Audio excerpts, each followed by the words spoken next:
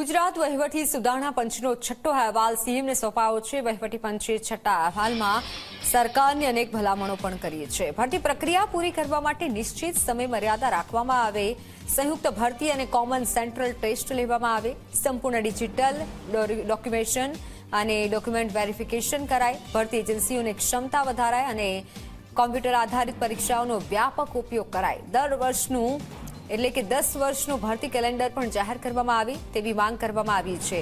Phone line પર સંવાદદાતા હિતલ જોડાઈ ચૂક્યા છે। હિતલ, ભરતી પ્રક્રિયા માટે આ ખાસ જે માંગ કરવામાં આવી છે, વધુ જાણકારી।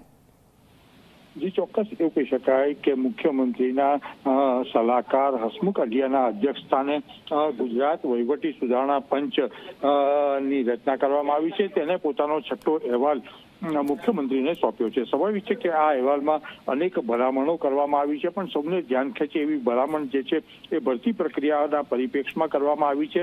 કારણ કે ભરતી પ્રક્રિયા શરૂ થયા પછી એ ક્યારે પૂરી થશે તે નિશ્ચિત સમયગાળો અત્યાર સુધી નથી, એટલે હવે આ ભલામણમાં સ્પષ્ટ કહેવામાં આવ્યું છે કે નિશ્ચિત સમયગાળો રાખવો જોઈએ, એટલે કે જે તારીખે ભલામણ થાય તે જ તારીખે ક્યારે પૂરી થશે અને શું આગળની કાર્યવાહી થશે તે તમામ વસ્તુઓ નિશ્ચિત થવી જોઈએ એ પ્રકારની પણ ભલામણ કરવામાં આવી છે।